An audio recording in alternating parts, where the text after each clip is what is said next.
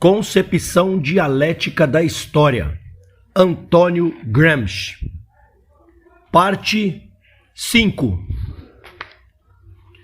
Instrumentos lógicos do pensamento. A metodologia de Mário Govì.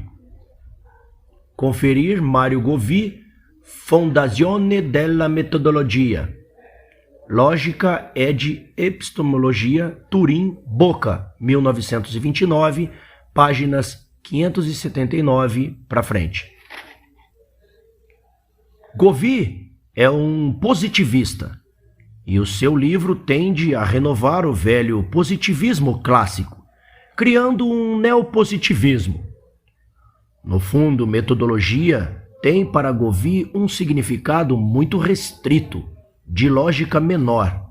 Trata-se para ele de construir uma nova lógica formal, abstraída de todo conteúdo, inclusive quando ele fala das várias ciências, classificadas segundo a metodologia geral, mas sempre externamente, que são apresentadas na lógica particular abstrata, especializada mas abstrata, que Govì chama de epistemologia. Govì divide a metodologia em duas partes: metodologia geral, ou lógica propriamente dita, e metodologia especial, ou epistemologia. A epistemologia tem como objetivo básico e principal o exato conhecimento do objetivo cognoscitivo, especial para o qual é dirigida cada investigação particular, a fim de poder determinar posteriormente os meios e os procedimentos adequados à sua obtenção.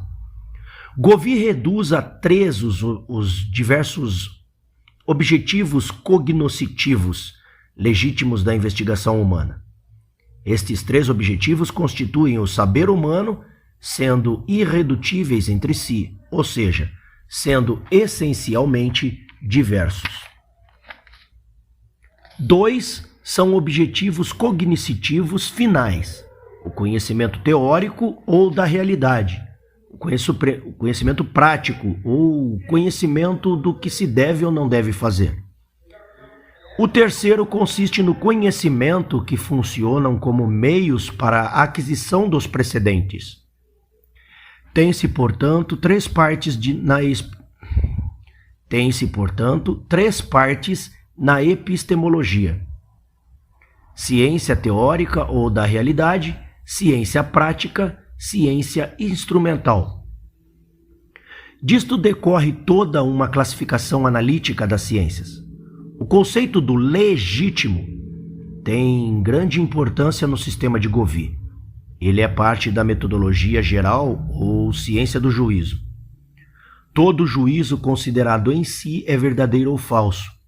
Considerado subjetivamente, ou seja, como produto da atividade do pensamento de quem o formula, é legítimo ou ilegítimo.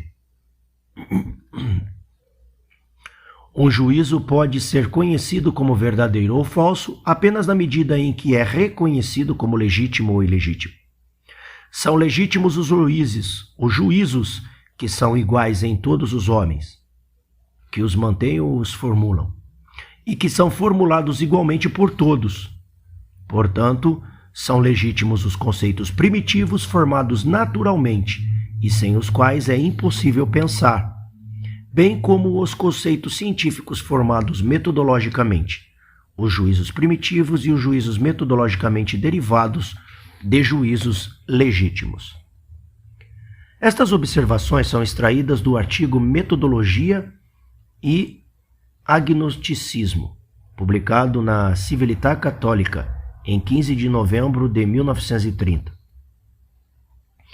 O livro de Govì, ao que parece, é inteiramente interessante pelo material histórico coletado, notadamente em torno da lógica geral e especial, ao problema do conhecimento e às teorias sobre a origem das ideias, à classificação das ciências e às várias divisões do saber humano, às várias concepções e divisões da ciência teórica, prática, etc. Govì chama a sua filosofia de empírico-integralista distinguindo-a da concepção religiosa e da racionalista, na qual se destaca a filosofia kantiana. Distingue-a também, mas secundariamente, da concepção empírico-particularista, que é o positivismo. Ele se distingue do positivismo na medida em que repudia alguns excessos, como, por exemplo, a negação não só de toda a metafísica religiosa ou racionalista, mas também de toda a possibilidade e legitimidade de uma metafísica. Gouvier admite, ao contrário, a legitimidade de uma metafísica, mas com fundamentos puramente empíricos e construída, em parte, após e sobre a base das ciências reais particulares. Nota de rodapé. Conferir até que ponto as teorias de Gouvier são tomadas dos neorrealistas ingleses, notadamente de Bertrand Russell. Fim da nota de rodapé. Pessoal, só uma parte aqui. Percebe como a leitura, a escrita deste cara é extremamente, como que eu posso dizer assim, não didática. Ele é muito conceitual. Parece que ele está tentando explicar as coisas para ele mesmo, né? Muita derivação de conceito e explica um conceito com outro conceito e explica um monte de coisa e não explica nada, né? Vai vendo da onde que são tiradas as ideias mirabolantes de soluções para os problemas do dia a dia, para a cultura. É incrível, né? Eu tô quase abandonando a leitura deste livro, viu? Para o canal. Chato pra cacete. Um livrinho chato, velho. Mas vamos lá. Se for um pouquinho por dia e bem espaçado, tem problema não de demorar uns 3 anos para ler esse desgramado desse terrorista ideológico. Vamos lá, voltar na leitura. A dialética como parte da lógica formal da retórica. Para o modo de conceber a dialética por parte dos neotomistas, conferir o opúsculo Dialética, dos padres Liberatori e Corsi, da Companhia de Jesus.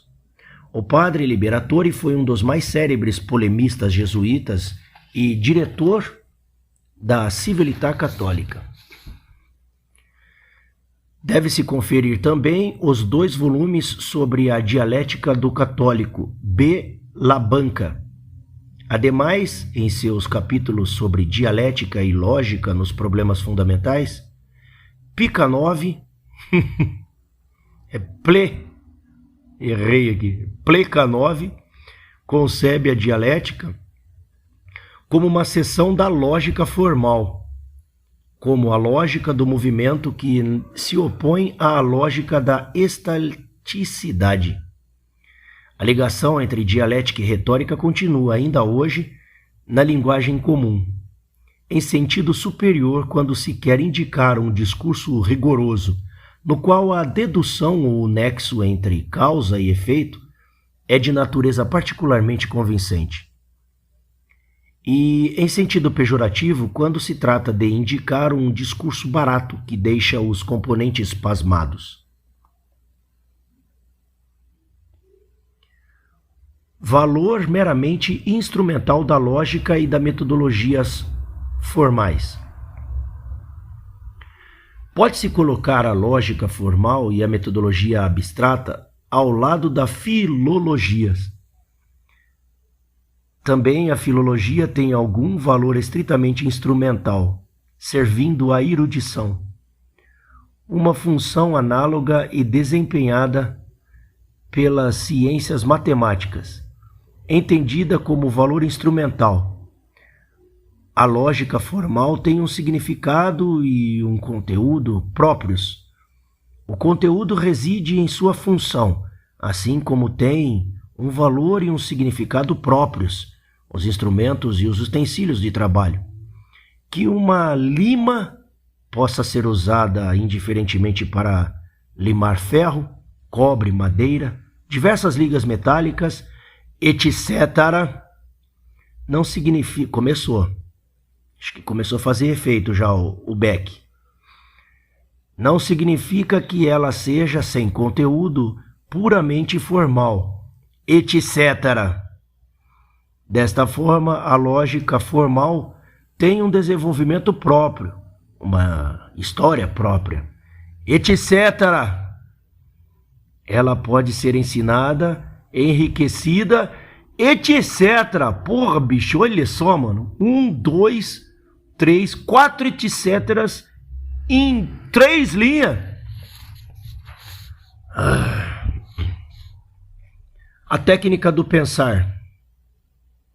Sobre este assunto deve-se confrontar a afirmação contida no prefácio do Anti-Düring.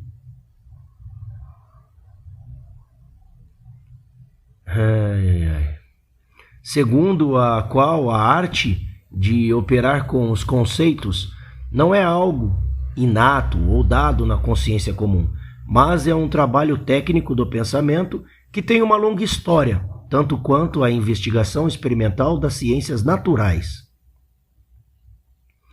Croce, ao citá-la, observa entre parênteses que não se trata de um conceito peregrino, mas ele já pertencia ao senso comum antes de Engels. Mas não se trata da maior ou menor originalidade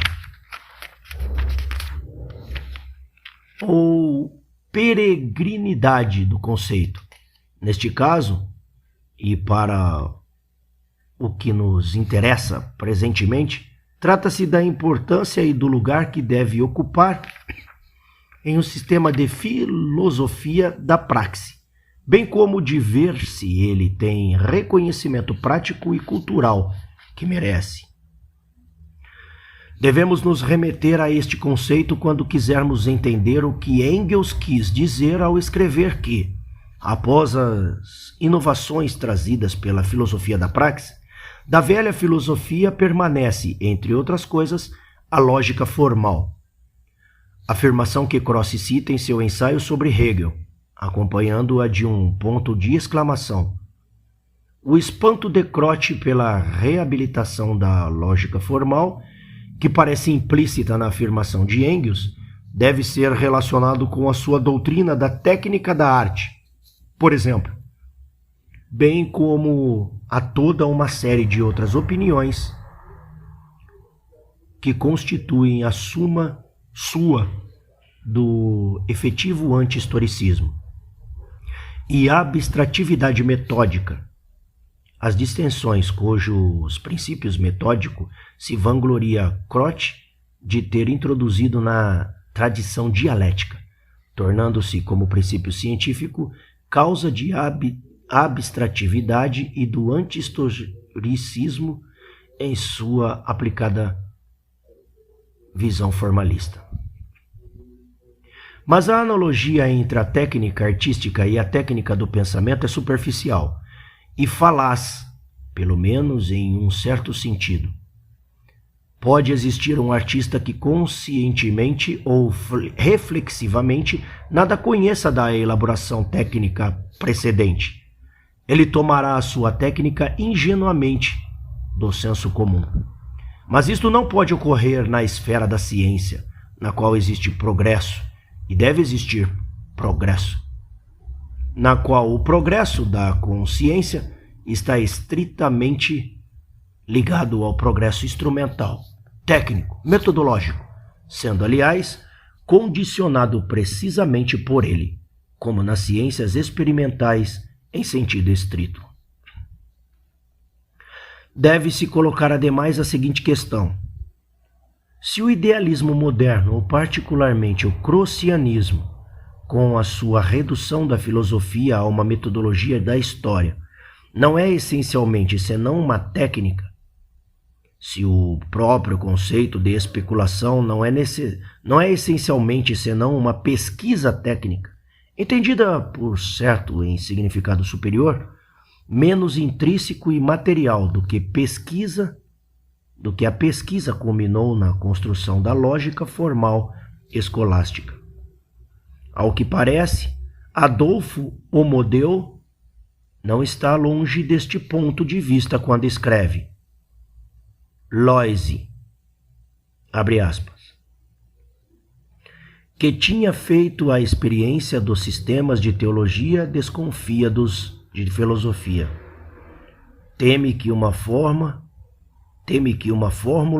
de sistema destrua qualquer interesse pela história concreta, que uma dedução mais ou menos dialética aniquile a plenitude humana da efetiva formação espiritual. Em verdade, em todas as filosofias pós-kantianas, juntamente com a introdução de uma visão pan-histórica, é ativa uma tendência meta-histórica que pretenderia fornecer por si mesmo um conceito metafísico do espírito.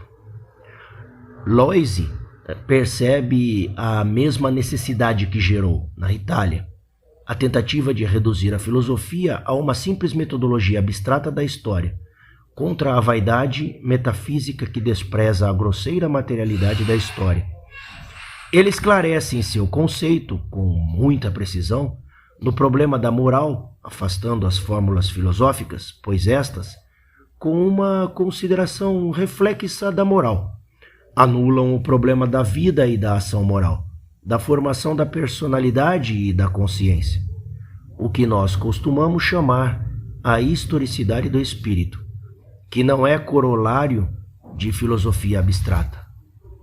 Entretanto, é possível que a exigência tenha sido levada muito além dos seus limites, a ponto de desconhecer as funções da filosofia como controle metódico dos nossos conceitos. Fecha aspas. Deve-se ver na afirmação de Engels, ainda que não esteja expressa em termos rigorosos, esta exigência metódica, que é tão mais viva quanto mais a referência subentendida é feita não para os intelectuais e para as chamadas classes cultas, mas para as massas populares incultas, para as quais é ainda necessária a conquista da lógica formal, da mais elementar gramática do pensamento e da língua. Poderá surgir uma questão, a saber, a do lugar que uma tal técnica deve ocupar nos quadros da ciência filosófica. Isto é, se ela faz parte da ciência como tal, já elaborada, ou da propedêutica científica, do processo de elaboração como tal. Da mesma maneira que, em química, ninguém pode negar a importância dos corpos catalíticos, pelo fato de não permanecer nenhum vestígio deles no resultado final. O mesmo problema também se apresenta para a dialética. Ela é um novo modo de pensar, uma nova filosofia, mas é também, por isso, uma nova técnica. O princípio da distinção defendido por Croce, bem como, portanto, todas as suas polêmicas com o atualismo de Gentili, não são também questões técnicas? É possível destacar o fato técnico do fato filosófico? É possível isolá-los, mas com finalidades práticas e didáticas. E, de fato, deve-se notar a importância que tem a técnica do pensamento na construção dos programas didáticos. Não é possível comparar a técnica do pensamento com as velhas retóricas. Estas não criavam artistas, não criavam o gosto, não forneciam critérios para apreciar a beleza. Só eram úteis para criar um conformismo cultural e uma linguagem da conversação entre literatos. A técnica do pensamento elaborada como tal não criará, certamente, grandes filósofos, mas fornecerá critérios de julgamento e de controle, bem como corrigirá as distorções do modo de pensar do senso comum. Seria interessante um exame comparativo da técnica do senso comum, da filosofia, do homem da rua, com a técnica do pensamento reflexivo e coerente. Também a este respeito vale a observação de Macaulay sobre as debilidades lógicas da cultura, que é formada por meios oratórios e declamatórios. Deve-se aprofundar a questão do estudo da técnica do pensamento como propedêutica, como processo de elaboração, mas é preciso cautela, já que a imagem do instrumento técnico pode induzir a erro. Entre a técnica e pensamento em ato, existe mais identidade do que nas ciências experimentais, entre instrumentos materiais e ciência propriamente dita. É possível imaginar um astrônomo que não saiba servir-se de seus instrumentos. Pode ter recebido de outros o material de investigação que ele deve elaborar matematicamente. Já que as relações entre astronomia e instrumentos astronômicos são exteriores e mecânicas, e também em astronomia existe uma técnica do pensamento, ao lado da técnica dos instrumentos materiais. Um poeta pode não saber ler e escrever. Em certo sentido, inclusive, um pensamento pode fazer com que os outros leiam e escrevam tudo aquilo que o interessa dos demais pensadores, ou que ele já pensou. Porque o ler e o escrever se referem à memória, são um auxílio da memória. A técnica do pensamento não pode ser comparada com estas operações, pelo que se pode dizer que importa ensinar esta técnica tanto quanto importa ensinar a ler e escrever, sem que isso interesse à filosofia, como o ler e o escrever não interessa ao poeta como tal. Esperanto filosófico e científico.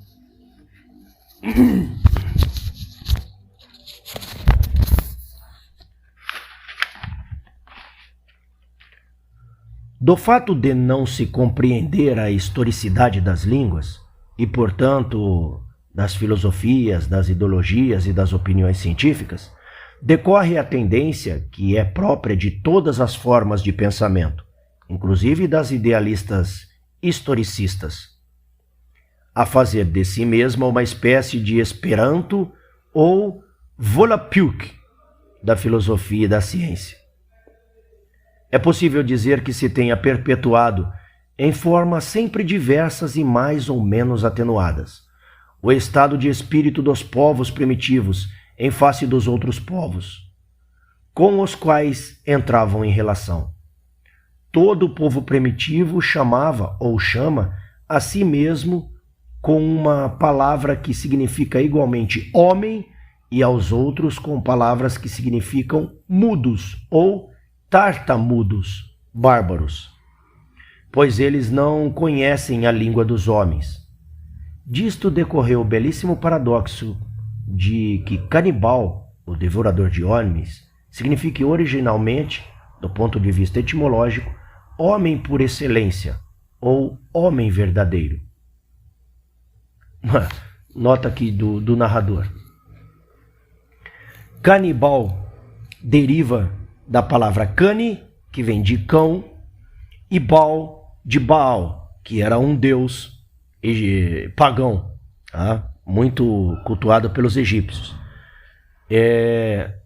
Era costume entregar os filhos para serem queimados para esse deus. Eles tacavam fogo na criança e colocavam nos braços. Esse deus tinha a cabeça de um cachorro, né? Por isso que ficou canibal a ideia de se comer carne humana, porque oferecia-se a esse deus, ok? Uma estátua lá, as crianças, e diz que ele comia, tacava fogo e assim por diante. Por isso que canibal significa comer carne humana, ok? E não essa baboseira aqui que esse desgraçado está falando, ok? Fim da nota do narrador. Para os esperantistas da filosofia e da ciência, tudo o que não vem expresso em sua linguagem é delírio, é preconceito, é superstição, etc. Eles, mediante um processo análogo ao que se verifica da mentalidade sectária, transformam em juízo moral ou diagnóstico de ordem psiquiátrica o que deveria ser um mero juízo histórico. Muitos traços desta tendência se encontram em Ensaio Popular. O esperantismo filosófico está radicado notadamente nas concepções positivistas e naturalistas. A sociologia é, talvez, o maior produto de uma tal mentalidade. Da mesma maneira, as tendências à classificação abstrata, ao metodologismo e à lógica formal. A lógica e a metodologia geral são concebidas como existentes em si e por si, como fórmulas matemáticas, desligadas de pensamentos concretos e das ciências particulares concretas. Do mesmo modo como se supõe que a língua existia no dicionário e nas gramáticas, a técnica fora do trabalho e da atividade concreta, etc. Por outro lado, não é necessário supor que a forma do pensamento anti-esperantista significa ceticismo, agnosticismo ou ecletismo. É certo que toda forma de pensamento deve considerar a si mesma como exata e verdadeira e combater contra as outras formas do pensamento, mas isto criticamente. O problema, portanto, reside na dose de criticismo e historicismo que estão contidos em todas as formas de pensamento. A filosofia da praxis, reduzindo a especulatividade aos seus justos limites, isto é, negando que a especulatividade, como a entendem inclusive os historicistas do idealismo, seja o caráter essencial da filosofia.